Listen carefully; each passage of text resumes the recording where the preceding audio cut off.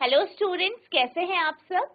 आशा करती हूँ आप अच्छे होंगे और अच्छे से अपनी पढ़ाई कर रहे होंगे। मैं मोनिका रावत आपका स्वागत करती हूँ आईसीटी वर्चुअल क्लासरूम देहरादून में। बच्चों, आज हम क्लास 8 का जो आपका सब्जेक्ट है साइंस, उसका चैप्टर लाइट को स्टार्ट करने जा रहे हैं। तो सबसे पहले हम लाइट के कॉन्सेप्ट को समझते हैं कि आखिर लाइट यानी प्रकाश क्या है। बच्चों, जैसे ही आप किसी अंधेरे कमरे में एंटर करते हैं, किसी अंधेरे कमरे में जाते हैं, तो सबसे पहले आप क्या करते हैं? क्योंकि आपका कमरा कैसा है, अंधेरा है, तो अंधेरे कमरे में आपको किसी भी प्रकार की कोई भी वस्तु नहीं दिखाई दे रही है, तो आप सबसे पहले क्या करते हैं? तो बच्चों, जैसे ही आप किसी अंधेरे कमरे में एंटर करते हैं, किसी अंधेरे कमरे में जाते हैं, क्योंकि आपके चारों तरफ अंधेरा है, आप उसके अंदर रखी हुई वस्तुओं को नहीं देख पाते, तो सबसे पहले आप उस कमरे की लाइट को ऑन करते हैं। जैसे ही आप लाइट ऑन करते हैं तो क्या होता है, आपका कमरा प्रकाशित हो जाता है, यानी उसमें लाइट जो है आ जाती है और आप वस्तुओं को देख पाते हैं।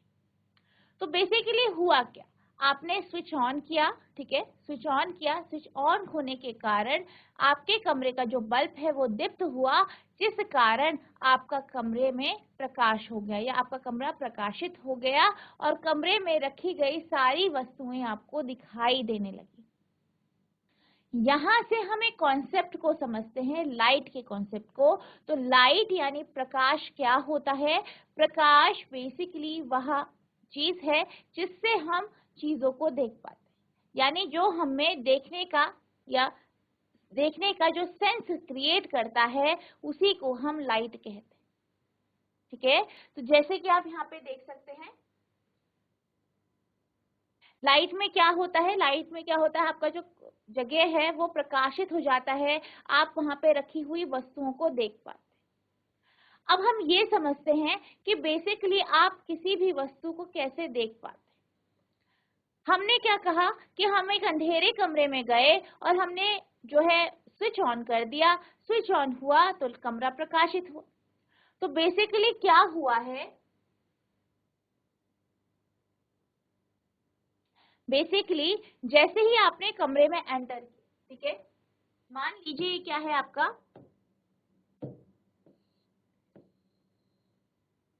ठीक है, कमरा है, ठीक है, आपने एंटर किया, यहाँ पे बल्ब था और बल्ब क्या करने लगे, अब प्रकाश को उत्सर्जित करने लगे।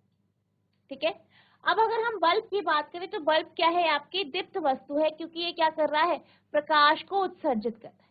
अब ये प्रकाश को उत्सर्जित कर रहा है, तो जैसे ही हमने स्विच ऑन किया तो हमें बल्ब दिखने लगा, क्योंकि ये क्या कर रहा है, प्रकाश को उत्सर्जित कर, यानी ऐसी वस्तु जो प्रकाश को उत्सर्जित करती है या लाइट को एमिट करती है, ऐसी वस्तुओं को हम देख पाते हैं। क्यों देख पाते हैं? क्योंकि वो प्रकाश उत्सर्जित कर। इसी तरीके से अगर हम इस कमरे की बात करें तो इस कमरे में मान लीजिए एक अलमारी रखी है यहाँ, ठीक है, एक अलमारी है। अब जैसे ही आपने स्विच ऑन किया, बल्ब ग्लो करने लगा, दीप्त हुआ, तो हमें अलमारी दिखने लगी। क्यों दिखने लगी? अब अलमारी को आप देख सकते हैं कि अलमारी जो है प्रकाश उत्सर्जित नहीं करती है, लेकिन फिर भी वो हमें दिख रही है। क्यों दिख रही है? क्योंकि क्योंकि बल्ब जो है, बल्ब क्या कर रहा है, लाइट को एमिट कर रहा है, प्रकाश को उत्सर्जित कर रहा है। अब ये जो प्रकाश है ये इस कमरे में चारों ओर फैला, ठीक है, चारों ओर जितनी भी वस्तुएं रखी हैं उनसे वो टकराया, टकराया इस तरीके से, ठीक है, कुछ इस तरीके से टकराया। आप मान लीजिए यहाँ पे खड़े, यहाँ पे आप खड़े थे, अब ये टकराने के बाद क्या हुआ, जो ये प्रकाश था वो आपकी आंखों तक पहुंचा, ठीक है, और आपको जो है ये अलमारी दिखाई दी। इसी तरीके से अगर कमरे में मान लीजिए कोई और वस्तु है,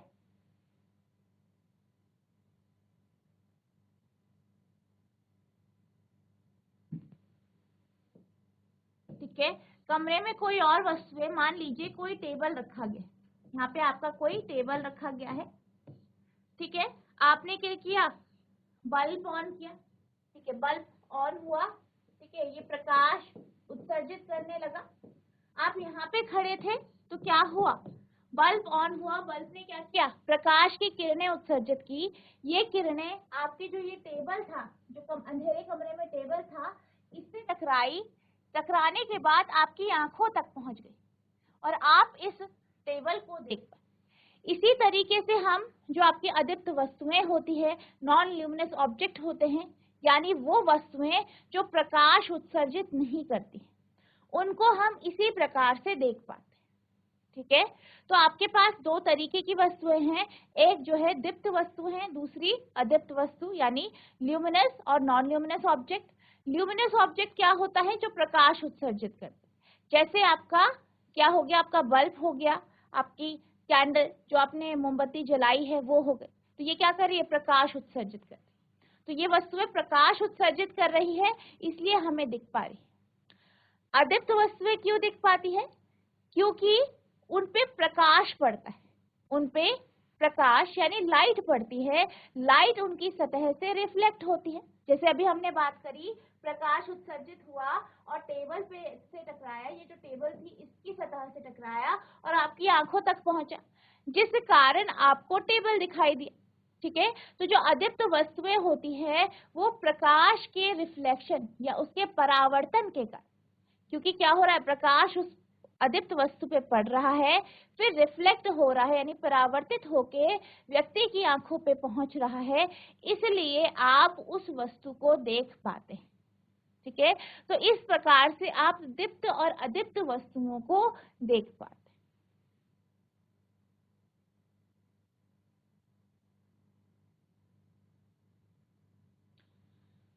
तो अब हम बात करते हैं व्हाट मेक्स थिंग विजिबल, यानी वस्तुओं को दृश्य कौन बनाता है, यानी वस्तुओं को हम क्यों क्यों देख पाते हैं, किस प्रकार से देख पाते हैं, इसकी हम बात करें। It is only when light from an object enter our eyes that we see the object. अब क्या होता है, हमें कोई भी वस्तु कब दिखाई देती है, जब उससे आने वाला प्रकाश हमारी आंखों तक पहुंचता है। जैसे हमने बात करी कि जैसे ही हमने लाइट ऑन करा तो हम बल्ब को देख पाए, क्यों देख पाए, उससे प्रकाश आ रही है, उससे प्रकाश की किरणें उत्सर्जित हो रही है, वो हमारी आंखों तक पहुंच रही है, जिस कारण हम बल्ब को देख पाए। इसी तरीके से जब प्रकाश की किरणें जो कि बल्ब से आ रही है, ठीक है, जैसे ही आपने स्विच ऑन किया, बल्ब ने क्या किया, प्रकाश की किरणें उत्सर्जित की। अब ये किरणें क्या हुई, इधर उधर फैल गई, कमरे में इधर उधर बिखर गई, जैसे हमने बात करी, और फिर कमरे में रखी हुई वस्तु जैसे कि कोई अलमारी या कोई बेड या कोई टेबल है, उसकी सतह से टकराई, रिफ्लेक्ट हुई, परावर्तित हुई और हमारी आंखों तक पहुंची, तभी जाके हम उस वस्तु को देख पाते। यानी हम किसी भी वस्तु को कब देख पाते हैं, जब उससे आने वाली प्रकाश की किरणें, चाहे वो उसे उत्सर्जित कर रहा है, चाहे वो उसे परावर्तित कर रहा है, वो हमारी आंखों तक पहुंचती है, तभी हम उस वस्तु को देख पाते हैं। इसी वस्तु को हम तब देख पाते हैं जब उस वस्तु से आने वाला प्रकाश हमारे नेत्रों में प्रवेश करे। The light may have been emitted by the object or may have been reflected by it.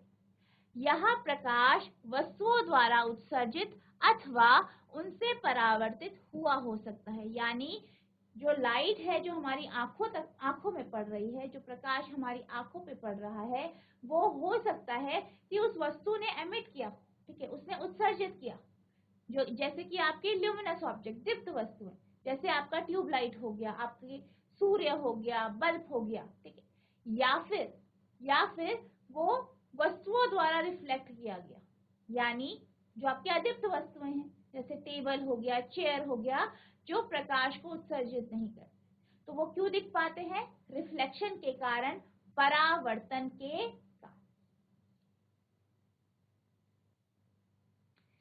अब हम बात करते हैं परावर्तन के कॉन्सेप्ट की।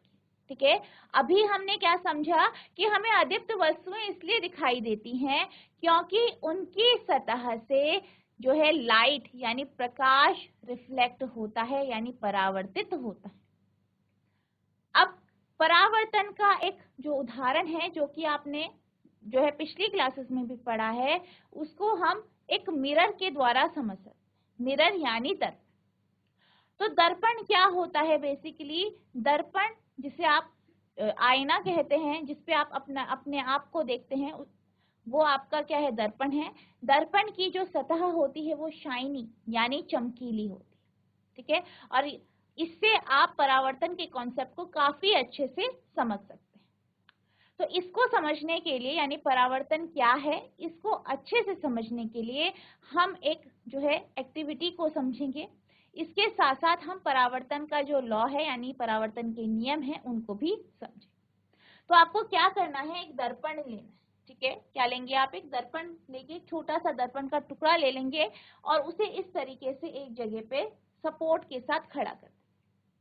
अब आपको क्या करना है? एक टॉर्च लेनी है, ठीक है। टॉर्च आप लेंगे, एक कंघी लेंगे। कंघी के बीच में आपको स्लिट बनानी है कुछ इस तरीके से। आप देख सकते हैं इस तरीके से बीच में ये आपको स्लिट दिख रही होगी, इस तरीके से।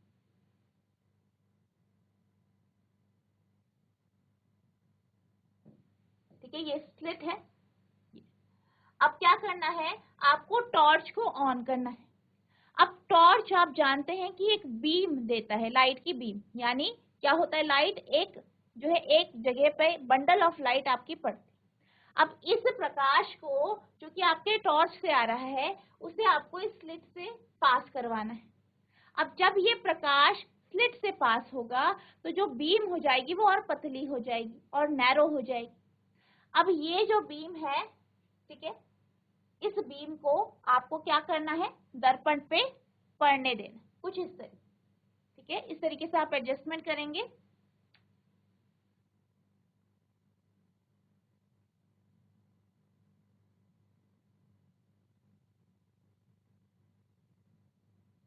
तो इस तरीके से आपको क्या करना है? टेबल के ऊपर जो है कोई कागज लगा के, इस तरीके से आपको कंघी को के बीच में स्लिट लगा के बना के इस तरीके से रखना है। इसके सामने आपको इस तरीके से दर्पण रखना है और इस तरीके से एडजस्ट करना है कि जो आपका यहाँ पे टॉर्च है, टॉर्च से जो प्रकाश आ रहा है वो इस स्लिट से गुजरे और स्लिट से पास होने के बाद ये दर्पण पर पड़े। अब जब ये प्रकाश जो है दर्पण पर पड़ता है तो आपको एक चीज आप देख पाते हो। क्या देख पाते हो?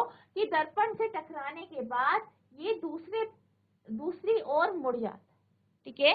यानी प्रकाश की किरणें क्या हो रही हैं? प्रकाश की किरणें जो है दर्पण पर पड़ रही है, दर्पण से टकरा रही हैं, फिर ये क्या हो रही है? ये अपने पथ से दूसरी ओर मुड़ रही है। यानी इसको सीधे जाना था, लेकिन क्या हुआ? टकराने के बाद ये इस तरीके से यहाँ पे आ, ठीक है। ये यहाँ से प्रकाश किया, टकराया, सतह से टकराया जो कि चमकीली सतह थी, और फिर इस तरीके से यहाँ पे मुड़ गया। तो ये जो कॉन्सेप्ट है प्रकाश का,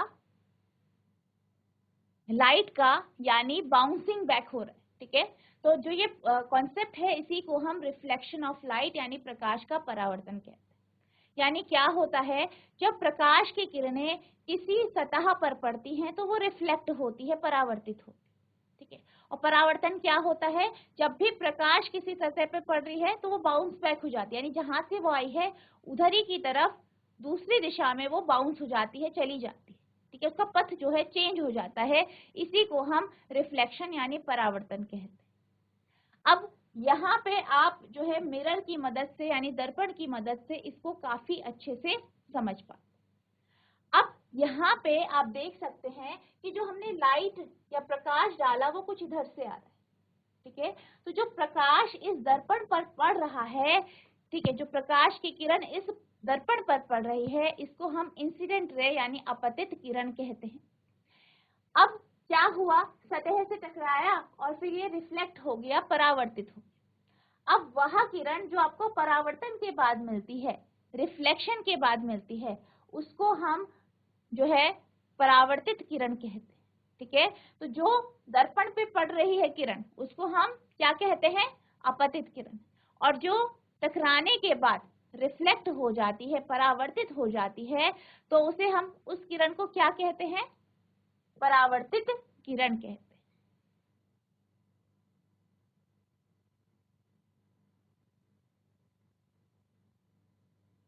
तो अब हम बात करते हैं हमने क्या ऑब्जर्व किया। After striking the mirror the ray of light is reflected in another direction. तो हमने क्या देखा कि दर्पण से टकराने के पश्चात प्रकाश की किरण दूसरी दिशा में परावर्तित हो जाती है।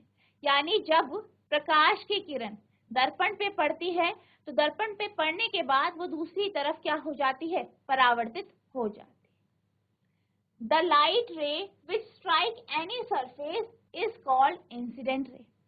किसी पृष्ठ पर पड़ने वाली प्रकाश किरण को अपतित किरण कहते हैं। यानी वह किरण जो किसी दर्पण पे पड़ती है, किसी पृष्ठ पे पड़ती है।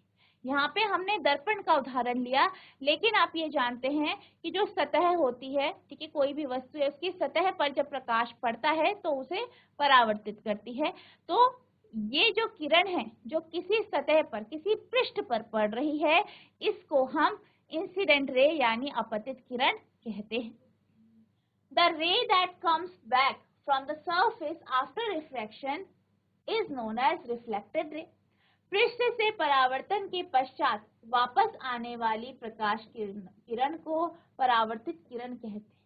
और इसी तरीके से जब किसी पृष्ठ से टकराने के बाद, ठीक है, किसी पृष्ठ से टकराने के बाद जो है किरण जो वापस आती है, ठीक है, जो परावर्तन के बाद आपको किरण मिलती है, उसी को हम परावर्तित किरण कहते हैं। ठीक है, तो अपतित किरण क्या है? वह किरण जो कि वस्तु पे पड़ रही है या वस्तु के पृष्ठ पर या किसी दर्पण पर पड़ रही है, यानी ये वाली किरण, इसको हम इंसिडेंट रे यानी अपतित किरण कहते हैं। टकराने के बाद जो किरण आपको मिलती है, ठीक है, जो कि आपके टकराने के बाद, पृष्ठ से टकराने के बाद आपको मिलती है, इसको हम परावर्तित किरण यानी रिफ्लेक्टेड रे कहते हैं। तो आई होप आपको अपतित किरण और परावर्तित किरण का कॉन्सेप्ट समझ में आया होगा। अब आप क्या करेंगे, आपने जो ये एक्सपेरिमेंट किया, ठीक है, जो ये आपकी एक्टिविटी थी, अब आपको क्या करना है, आपने ये सब कुछ किया, आपने देखा कि अपतित किरण क्या है, परावर्तित किरण क्या है। अब आपको क्या करना है, पेंसिल लेनी है और पेंसिल से क्या करना है, इसका जो पथ है यानी जो इसका पाथ है उसको जो है बना, ठीक है। यानी आप पेंसिल लेंगे, सबसे पहले आप दर्पण बनाएंगे, इस तरीके से लाइन खींचेंगे, वहां पे दर्पण बना देंगे। फिर आप क्या करेंगे, जो ये रे जा रही है, किरण जा रही है, इसको ड्रॉ करेंगे पेंसिल से। फिर जो परावर्तित किरण आपको मिल रही है उसे ड्रॉ करेंगे, साथ में एक लाइन ड्रॉ करेंगे कुछ इस तरीके से, जो कि आपके जो मिरर है, दर्पण है, उससे 90 डिग्री का कोण बना रहे, ठीक है। यानी आपको एक जो है सीधी लाइन बनानी है कुछ इस तरह, ठीक है। तो आपके पास आप जो है आपको ये मिल जाएगा, ठीक है, आप इसे नोट करें।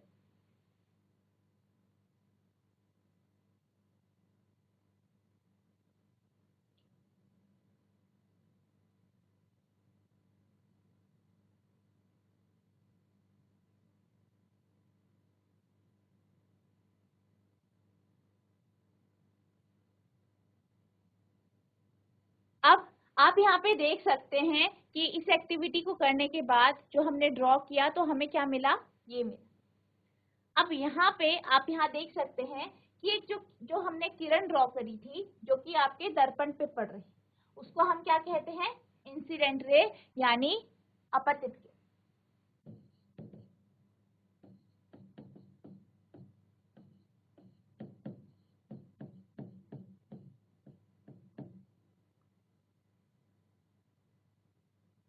ठीक है, अब यहाँ पे आप देख सकते हैं क्या है आपकी अपतित किरण। फिर हमने क्या देखा था, टकराने के बाद जो किरण आपको मिलती है उसे हम रिफ्लेक्टेड रे यानी परावर्तित किरण कहते हैं।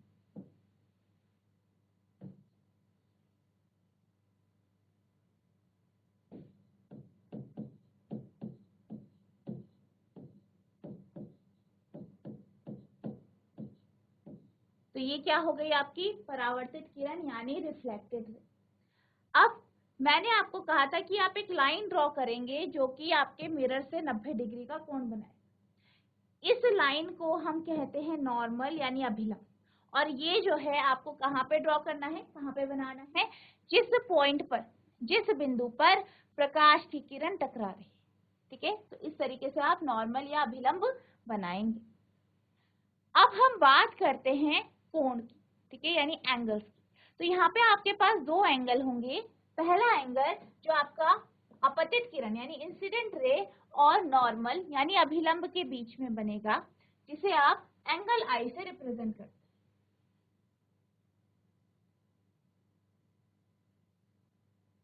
ठीक है, जिसे आप एंगल आई से रिप्रेजेंट करते हैं यानी एंगल आई से दर्शाते। इस कोण को हम अपतन कोण यानी एंगल ऑफ इंसिडेंस कहते हैं। क्या कहते हैं? अपतन कोण यानी एंगल ऑफ इंसिडेंस। ठीक है, एंगल ऑफ इंसिडेंस। ठीक है, तो इसे आप एंगल आई से रिप्रेजेंट करते हैं अपतन कोण को, और ये क्या होता है, ये वह कोण है जो आपकी अपतित किरण और अभिलंब के बीच में बनता है। इसी प्रकार से एक और कोण होता है जो आपके अभिलंब और परावर्तित किरण के बीच में बनता है, जिसे आप एंगल आर से रिप्रेजेंट करते हैं। इसको हम परावर्तन कोण कहते हैं। ठीक है, तो वह कोण जो अभिलंब और अपतित किरण के बीच में बनता है उसे हम अपतन कोण कहते हैं। वहीं वह कोण जो अभिलंब और परावर्तित किरण के बीच में बनता है उसे हम परावर्तन कोण या एंगल ऑफ रिफ्लेक्शन कहते हैं।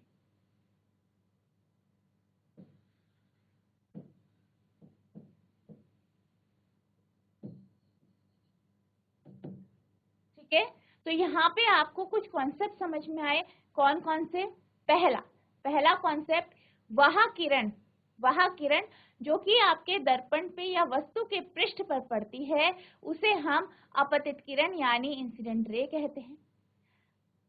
ठीक है, परावर्तन के बाद जो हमें किरण मिलती है यानी कि वस्तु के पृष्ठ से टकराने के बाद जो हमें किरण मिलती है उसको हम रिफ्लेक्टेड रे या परावर्तित किरण कहते हैं। वह लाइन जो आपके दर्पण पे 90 डिग्री का होता है, 90 डिग्री का कोण बनाता है, किसके साथ? दर्पण की सतह के साथ या वस्तु की सतह के साथ। वो क्या है? आपका नॉर्मल है, अभिलंब है। वह कोण जो आपकी अपतित किरण और अभिलंब के बीच में बनता है यानी आपकी इंसिडेंट रे और नॉर्मल के बीच में बनता है उसे हम एंगल ऑफ इंसिडेंट या अपतन कोण कहते हैं।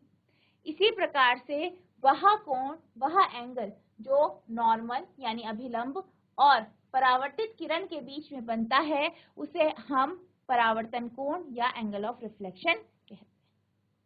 आई होप आपको ये जो कॉन्सेप्ट है ये समझ में आए होंगे। अब आपने सब कुछ ड्रॉ करा, ठीक है, फिर आप क्या करेंगे? हमने देख लिया किस प्रकार से आप रे डायग्राम बनाएंगे। अब इस एक्टिविटी को हम 4 से 5 बार दोहराएं और हर समय हम एंगल ऑफ इंसिडेंट यानी अपतन कोण को बदल लेंगे। ठीक है, यानी कभी आप 20 डिग्री का अपतन कोण लेंगे, कभी आप 30 डिग्री का लेंगे। इस तरीके से आप जो है अपतन कोण लेंगे, फिर परावर्तन कोण यानी एंगल ऑफ रिफ्लेक्शन को आप मेजर करें। ठीक है, तो मान लीजिए हम क्या करते हैं, जो हमारी इंसिडेंट रे है उसको हम 30 डिग्री पे डालते हैं, 30 डिग्री पे डालते हैं। फिर हम क्या करते हैं, जो परावर्तन कोण है, ठीक है, जो आपका परावर्तन कोण है उसको मेजर करेंगे तो हम ये देखेंगे कि वो भी आपका लगभग 30 डिग्री के बराबर आ रहा है। इसी तरीके से हम क्या करेंगे, फिर से एंगल को चेंज करेंगे यानी एंगल आई को चेंज करेंगे। तो अब मान लीजिए हम 40 डिग्री पे जो है किरण को डाल रहे हैं, तो हम ये देखते हैं, ये ऑब्जर्व करते हैं कि जो एंगल आर है वो भी आपका लगभग 40 डिग्री तक आ रहा है। इसी तरीके से हम क्या करते हैं, नेक्स्ट हम क्या करते हैं कि 15 डिग्री पे जो है किरण को डालते हैं और हम ये देखते हैं कि लगभग 15 डिग्री पे ही हमारे पास जो परावर्तन कोण है वो हमको मिल रहा है। इसी तरीके से अगर आप 45 डिग्री पे डालते हैं, ठीक है, किरण को, तो या आपका जो एंगल आई है वो अगर 45 डिग्री है तो आपके पास एंगल आर भी लगभग आपको 45 डिग्री के बराबर मिलता है। इसी प्रकार से अगर आप जो है एंगल आई को 60 डिग्री पे डालते हैं, ठीक है, यानी जो आपका अपतन कोण है वो 60 डिग्री है, तो आपका जो रिफ्लेक्टेड एंगल है या फिर एंगल ऑफ रिफ्लेक्शन या जिसे आप परावर्तन कोण है वो भी आपको 60 डिग्री के लगभग प्राप्त होता है। ठीक है, तो इस तरीके से हम एक्टिविटी को करते हैं। ठीक है, और हम ये देखते हैं कि जो आपका एंगल आई है और एंगल आर है दोनों बराबर है, यानी कि जो आपका अपतन कोण है और परावर्तन कोण है दोनों क्या हो रहे हैं, बराबर हो रहे हैं। तो इससे हमारा पहला नियम निकलता है। ठीक है, पहला नियम परावर्तन का। तो परावर्तन का पहला नियम क्या कहता है? It is seen that the angle of incidence is always equals to the angle of reflection. अपतन कोण सदैव परावर्तन कोण के बराबर होता है। यानी हमें क्या पता चला? हमें ये पता चला कि एंगल आई और एंगल आर हमेशा बराबर होते हैं, यानी अपतन कोण और परावर्तन कोण हमेशा बराबर होते हैं। जैसे कि आप यहाँ फिगर में देख सकते, जिस एंगल में या जिस कोण से आप किरण को डालेंगे, ठीक है, उतने ही कोण पे वो क्या होगा, रिफ्लेक्ट हो जाए। ठीक है, यानी अगर आपने क्या किया,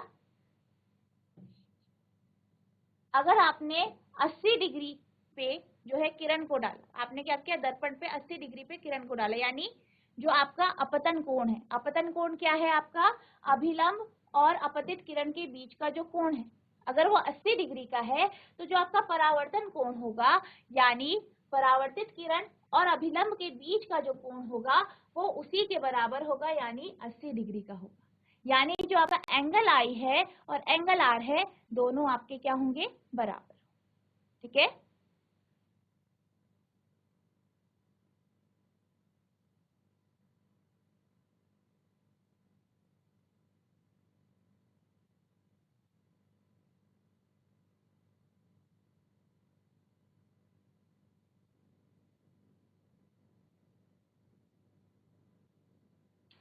अब जो आपका अगला नियम है, अगला लॉ है, उसको समझने के लिए हम अगली एक्टिविटी को समझेंगे। आपको इसको इसी तरीके से करना है जैसे हमने पहली एक्टिविटी को डिस्कस किया। आपको क्या करना है, टॉर्च लेना है, ठीक है, आपको कंघी लेनी है, दर्पण लेना है, और यहाँ पे एक चीज जो है आपको अलग से करनी है वो है आपको एक बड़ा पेपर लेना है, यानी एक व्हाइट शीट लेंगे, एक बड़ा पेपर लेंगे, उसको आप टेबल के ऊपर रख दें। अब आपको क्या करना है, दर्पण को इस तरीके से रखना है। ठीक है, अब जो आपकी कंघी है, कंघी में बीच में आपको स्लिट बनानी है, जैसे हमने पहली एक्टिविटी में डिस्कस किया था। ठीक है, यहाँ पे हमने स्लिट बनाई थी कुछ इस तरीके से। इसी तरीके से आपको क्या करना है, इस एक्टिविटी में भी स्लिट बनाना है। ठीक है, बस यहाँ पे चेंज क्या हुआ है, हमने जो पेपर लिया है, जो हमने नीचे पेपर लेना है वो हमने काफी बड़ा लिया, इतना बड़ा लिया है कि जो आपका टेबल है वो टेबल के बाहर है। ठीक है, अब आपको क्या करना है, कंघी लेनी है, कंघी के बीच में स्लिट बनाना है, टॉर्च को आप ऑन करेंगे, टॉर्च की जो रोशनी है, उसका जो प्रकाश है इस स्लिट से पास होने देंगे, और फिर ये स्लिट से पास होने के बाद इस तरीके से आपको एडजस्ट करना है कि ये आपके दर्पण पे पड़े। अब जब ये दर्पण पे पड़ेगा तो क्या होगा, ये रिफ्लेक्ट होगा, परावर्तित होगा, जैसे कि पहली एक्टिविटी में हो, बिल्कुल इसी तरीके से। ठीक है, और आप बिल्कुल वैसा ही ऑब्जर्व करेंगे जैसे कि आपने पहली एक्टिविटी में देखा। अब आपको क्या करना है, आपको इस पेपर को बीच से इस तरीके से काटना है, यानी जहां पे हमने अभिलंब की बात की, ठीक है, जहां पे हमने नॉर्मल की बात की थी, वहां से आपको पेपर को इस तरीके से काटना है और इसे फोल्ड कर देना है। अब आप क्या देखेंगे, आप ये देखेंगे कि जब आप पेपर को फोल्ड कर देते हैं तो आपको जो है, जो आपकी परावर्तित किरण है वो पेपर पे नहीं मिलती। यानी क्या हो रहा है, यानी कि जो आपकी अपतित किरण है, परावर्तित किरण है, ठीक है, पेपर को बीच से काटने के बाद आपको पेपर के ऊपर नहीं मिलती। फिर आप अगर उस पेपर को सीधा करेंगे तो फिर से आपको उस पेपर पे वो दिखाई देगी। इसका अर्थ क्या है? इसका अर्थ ये है कि जो आपकी अपतित किरण है और जो आपकी परावर्तित किरण है, दोनों एक ही सतह पर होती है। जब आप सतह को हटा देते हैं तो वो आपको दिखाई नहीं देती है। तो इससे हमें क्या समझ में आया? इससे हमें ये समझ में आया कि परावर्तित किरण और अपतित किरण दोनों एक ही प्लेन में होती है। साथ ही साथ जो आपका अभिलंब होता है वो भी उसी प्लेन पर, उसी सतह पर लाई करता है। तो बच्चों, इस एक्टिविटी को अच्छे से हम नेक्स्ट लेक्चर में डिस्कस करेंगे। साथ ही साथ जो आपका परावर्तन का नियम है उसका दूसरा नियम भी हम डिटेल में डिस्कस करेंगे। तो बच्चों, आज के लिए बस इतना ही। मिलते हैं अब नेक्स्ट सेशन में। तब तक के लिए thank you and have a nice